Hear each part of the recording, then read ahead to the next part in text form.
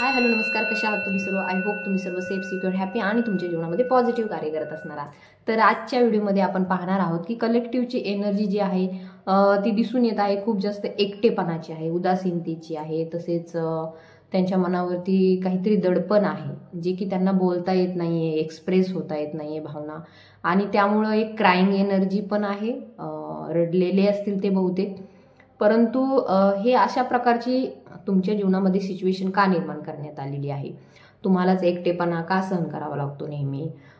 दिसून येतंय की असू शकतं तुमच्या बालपणापासूनच तुम्हाला थोडंसं एकटं ठेवण्यात आलेलं आहे किंवा एकटंच तुम्ही राहिलेले आहात. तुमचे मित्रमैत्रिणी सुद्धा कमी असतील आणि असू शकतं तुम्ही ज्यांच्याशी कनेक्टेड होता ते लोकही खूप कमी असतील.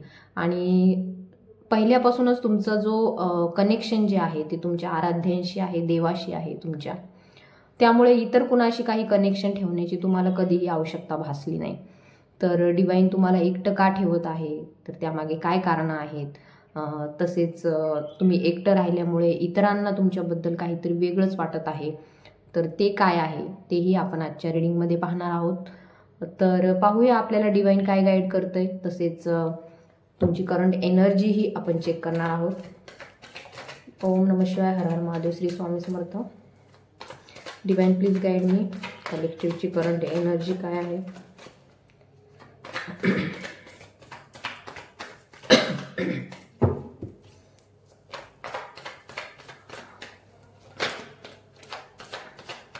ओके, तर द मूनचं कार्ड आलेलं आहे.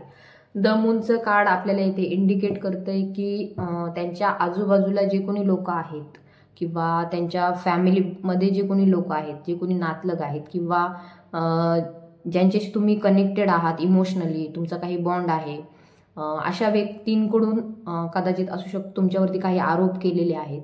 आणि ते आरोप तुम्हाला माहिती आहे की ते खरे नाही आहेत, तरीसुद्धा तुम्हाला ते त्याच्यावरती काही बाजू मांडण्यात येता येत नाही. आपल्याला माहिती आहे गुन्हेगाराला सुद्धा त्याची बाजू मांडण्याचा एक चान्स दिला जातो, परंतु येथे तुम्हाला मात्र कोणीही एक चान्स सुद्धा इथे दिलेला नाही आहे. आणि त्यामुळं तुमची जी एनर्जी आहे ती येथे दिसून येते, निगेटिव्हिटीची आहे, क्राईंग एनर्जी आहे, फ्रस्ट्रेशनची आहे. कारण की इतर लोक जे काही बोलत आहेत, गॉसिपिंग जे काही करत आहेत, तर त्यामुळे तुम्हाला खूप जास्त इथे त्रास होत आहे. मे बी तुमची अशी एनर्जी कधीही नाही आहे की कोणीतरी आपल्याला हेल्प करावी किंवा कोणाकडून तरी आपण मदत घ्यावी. एक वेळ तुम्ही एकटं राहणं पसंत कराल, परंतु कधीही तुमचा जो स्वाभिमान आहे तो इतरांपुढे तुम्ही गहाण ठेवणार नाही. एवढं तर तुमच्याकडे डिवाइनने दिलेले तुम्हाला गायडन्स आहेत. परंतु इतर लोकांना का माहिती का असं वाटत आहे की जर यांच्या जीवनामध्ये हे काही जर झालं तर त्याचा परिणाम आमच्यावर होऊ शकतो किंवा आमच्याकडे हे येऊ शकतात किंवा आम्हाला काहीतरी ह्याचा भुर्दंड भोगावा लागू शकतो किंवा आमच्या जीवनामध्ये काही क्रायसिस निर्माण होतील असं त्यांना वाटत आहे. आणि त्यामुळे तुम्ही जास्त खूप इथे फ्रस्ट्रेटेड दिसत आहात. तर पाहूया आणखी.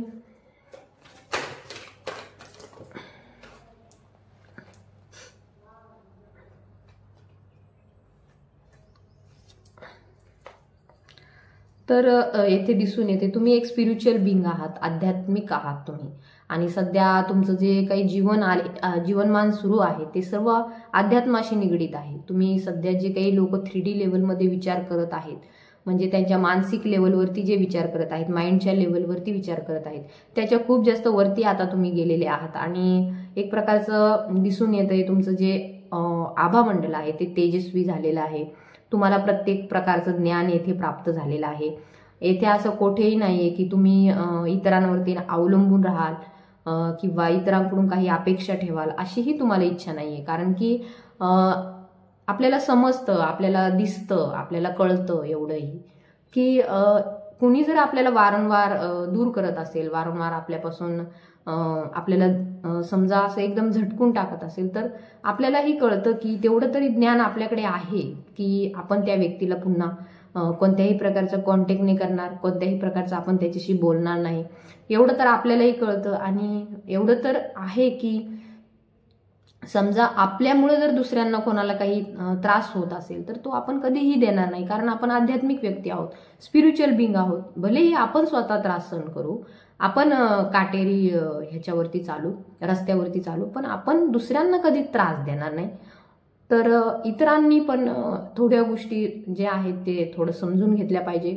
कुठल्याही प्रकारचं इथे कुणालाही इथे हे केलं जात नाहीये आणि त्यामुळे हे जे लोक आहेत, कलेक्टिव्हची जी एनर्जी आहे ती येते डिप्रेशनची दिसून येत आहे. कारण की विनाकारणच काही गोष्टींचे आरोप येथे केले जात आहेत. तर दिसून येते काहीतरी एक मोठा टॉवर मुवमेंट तुमच्या जीवनामध्ये घडलेला आहे आता एवढ्यातच, आणि त्यामुळे कदाचित लोकांना असं वाटत आहे की ह्यांच्या जीवनामध्ये आता क्रायसिस आलेले आहे, दुःख आलेलं आहे, त्यामुळे हे आपल्याकडे येतील किंवा त्यामुळे आपल्याला पण त्रास होईल, आपल्यावरती पण काहीतरी आपल्याला पण त्याचा काहीतरी भुर्दंड भोगावा लागेल असं त्या लोकांना वाटत आहे. आणि त्यामुळे तुम्ही कुठेतरी येथे फ्रस्ट्रेटेड झालेले आहात. परंतु तुम्ही एक स्पिरिच्युअल बिंग आहात, आध्यात्मिक व्यक्ती आहात. तुम्ही कधीही कोणाला त्रास व्हावा असं वागणार नाही. भलेही तुम्हाला स्वतःला त्रास झाला तरी चालेल, परंतु इतरांना त्रास देण्याची तुमची भूमिका नाही आहे. आणि तुम्ही एकटे आहात सध्या, दिसून येते एकटे आहात, परंतु एकटेपणामध्ये तुम्हाला देवाने ठेवलेलं आहे, परमेश्वराने तुम्हाला ह्या सिच्युएशनमध्ये ठेवलेलं आहे. याच्यामध्ये तुमची कुठली हे नाही. आपल्याला माहिती आहे आपण काहीच करत नसतो, करता करविता परमेश्वर आहे, तर आपण करतोय म्हणून असं का आपण समजायचं. तर काही जे लोक 3D मध्ये आहेत, ज्यांचं फक्त हे माइंडच्या लेवलवरती, मनाच्या लेवलवरती त्यांचे विचार चालू आहेत की हे घर माझं आहे, गाडी माझी आहे, हे जागा माझी आहे, किंवा हे जॉब माझे आहे, किंवा हे सगळं संपत्ती माझी आहे. तर आपल्याला माहिती आहे खूप मोठे मोठे लोक होऊन गेले आणि त्यांच्याही जीवनामध्ये हे सर्व होतं, परंतु जाताना कोणीही काहीही घेऊन जात नाही. हे फक्त जन्म ते मृत्यू जो काही प्रवास आहे इथपर्यंतच ते आपल्याला वापरण्यासाठी दिलं जातं. तर आपल्याला माहिती आहे विराट कोहलीचं एक मी शॉर्ट पाहिला होता, तोही अध्यात्माशी जुडलेले आहेत, ते क्रिकेटर मोठे आहेत. तर त्यांचंही एक वाक्य आहे की आपण काहीच करत नसतो, करणारा तो परमेश्वर आहे. सो कुणीही असं येथे समजायचं नाही की हे जे काही केलं ते माझ्यामुळं झालंय, किंवा मला ह्याचा त्रास होईल, किंवा माझ्यामुळं हे होतंय, किंवा माझ्यामुळं हे होतंय. नाही, तुमच्यामुळं काहीही होत नाही. तुम्ही ह्या गोष्टीचा अजिबात विचार करण्याची गरज नाही. तर हे करणारा जो आहे तो परमेश्वर आहे, आणि हे आपल्याला माहिती आहे, आपल्याला ज्ञात आहे, आपण आध्यात्मिक व्यक्ती आहोत. सो त्यामुळे इतरांना जो काही टॉवर मुवमेंट आला तो होणार होता म्हणून झाला, त्याच्यामध्ये इतरांचा काही दोष आहे. हे आता एखाद्याच्या लाईफमध्ये, एखाद्याच्या लाईफ पाथमध्ये ह्या गोष्टी घडणार होत्या म्हणून त्या घडल्या, त्यामध्ये इतरांचा काही दोष आहे. सो येथे करंट एनर्जी आपल्याला थोडीशी फ्रस्ट्रेशनची दिसत आहे, एकटेपणाची दिसत आहे, परंतु यामध्ये इतरांना काहीही त्रास करून घेण्याची गरज नाहीये. गार्ड्स होते ते खाली पडले होते, सो मी उतरले जरा. तर दिसून येते फ्रस्ट्रेशनची एनर्जी, परंतु हा एक अनुभव आहे तुमच्या जीवनातील जो तुम्हाला घेण्यासाठी डिवाइनने इथे पाठवलेला आहे. हा जो तुमच्या जीवनामध्ये सध्याचा टॉवर मुवमेंट चालू आहे, त्यामधून डिवाइनला तुम्हाला काहीतरी शिकवायचं आहे, काहीतरी एक ज्ञान द्यायचं आहे. त्यामुळे हा अनुभव तुमच्या जीवनामध्ये आलेला येथे दिसून येत आहे. आणि दिसून येतंय की हा जो अनुभव तुम्हाला मिळालेला आहे याचा फायदा तुम्हाला पुढील वाटचालीसाठी तुमच्या जीवनाच्या होणार आहे. कारण की डिवाइन तुम्हाला इकडे घेऊन जाणार आहे. स्टारची एनर्जी आहे, तुम्हाला डिवाइन इकडे घेऊन जात आहे. तर दिसून येतंय जसा की हा तारा एकदम तेजस्वी आहे, एकदम त्याचा स्वतःचा प्रकाश आहे, तसा तुमचा प्रकाश, तुमचं एक अस्तित्व, तुमचं काहीतरी एक मोठं कार्य ह्या जीवन लीलेमध्ये डिवाइनने ठरवलेलं आहे. आणि त्याच्यातलेच हे सर्व टप्पे आहेत. आणि त्यामुळे तुम्हाला आता सध्या जी एकटेपणाची एनर्जी जाणवत आहे, एकटेपणा तुम्ही फील करत आहात, तर हा एक अनुभव आहे, एक बिगिनिंग आहे तुमच्या जीवनातील, एक न्यू बिगिनिंग आहे तुमच्या जीवनातील. आणि ही बिगिनिंग तुमच्या चांगल्यासाठीच आहे, तुमच्या पुढील भविष्याच्या दृष्टीनेच आहे. सो इथे तुम्हाला कुठेही फ्रस्ट्रेटेड होण्याची गरज नाही आहे की आपल्याला एकटं ठेवण्यात आलेलं आहे, असं काहीही नाही आहे. कारण की तुमच्या बाबतीत जस्टिस झालेला आहे. एस ऑफ कप्सचं हा कार्ड आपल्याला इथे दाखवतोय. परमेश्वर तुम्हाला भरभरून आशीर्वाद देणार आहे, यामुळे तुम्हाला एकटं ठेवलेलं आहे. यामध्ये इतरांचा काय दोष आहे, इतर लोकांचा काय दोष आहे, यामध्ये इतरांना का असं वाटतंय की हा आमच्यावरती काहीतरी ब्लेम करतील, तसं नाही आहे. आपण सर्वजण स्पिरिच्युअल आहोत, आध्यात्मिक आहोत. एवढं आपण नाही करू शकत की आपल्यामुळं कुणाला दुसऱ्याला त्रास व्हावा, अशी बिलकुल कोणाचीही इच्छा नसते. आणि का कुणी कोणा स्वतःचा अभिमान ठेवून तुमच्याकडे येईल? काय गरज पडली आहे? कशासाठी येईल? काय पाहिजे? काय पाहिजे? काय पाहिजे सांगा ना? काय पाहिजे? काय पाहिजे? काय पाहिजे माणसाला? काय नाही पाहिजे. माणसाला तर फक्त एक सराउंडिंग पाहिजे असतं, चांगल्या लोकांचं, चांगल्या कम्युनिटीचं आणि एकमेकांच्या सहकार्याचं, ह्याच्यासाठी की हे जे कार्य दिलेलं आहे डिवाईनने पुढे जाण्यासाठी, स्पिरिच्युअलिटीमध्ये जाण्यासाठी, बस तेवढंच आहे. बाकी तर सर्व गोष्टी सगळ्यांकडेच आहेत, कोणाकडे काही नाही असं थोडे. आणि ज्याने चोच दिली तो आपल्याला माहिती आहे चाराही देतो. मग करता करविता परमेश्वर असताना आपण इतर गोष्टींचा विचार करण्याची गरज काय आहे?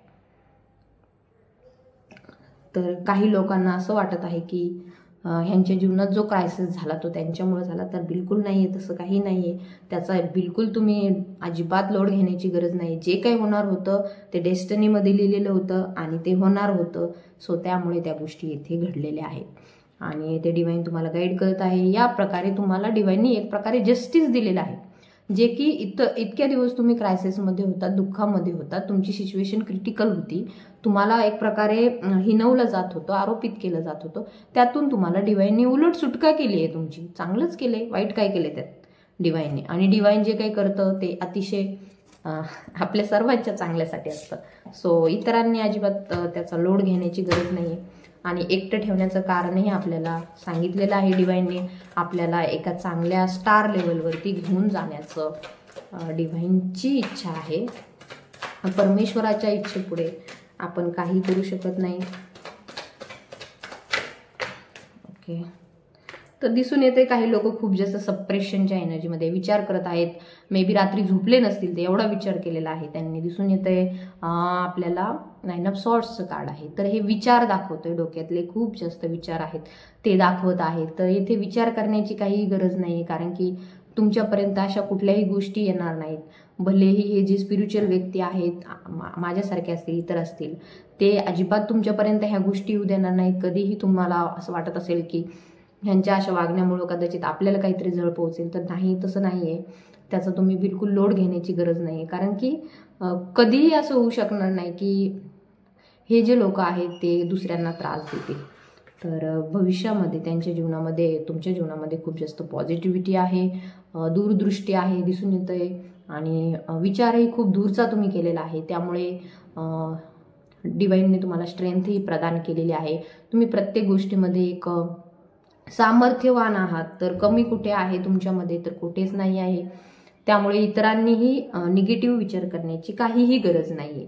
तर दिसून येते 3 ऑफ वॉन्ड्सचं कार्ड आपल्याला इथे दाखवत आहे की भविष्याची एनर्जी जी असणार आहे तुमची खूप जास्त पॉझिटिव्ह असणार आहे. सध्याची जे काही क्रायसिस आहे, टॉवर मुवमेंट आहे, हे जीवन आहे, त्यामुळे यामध्ये ह्या गोष्टी अशा घडत असतात. त्यामुळे इतरांनी कुणीही त्याचा त्रास करून घेण्याची काहीही गरज नाही. तर हे लवर्सचं कार्ड आपल्याला दाखवत आहे की भविष्यामध्ये जी काही एनर्जी आहे ती खूप जास्त पॉझिटिव्हची आहे, खूप जास्त चांगली आहे. तुमच्या जीवनामध्ये ज्या काही गोष्टी आहेत त्यामध्ये पॉझिटिव्ह चेंजेस होताना दिसून येत आहे.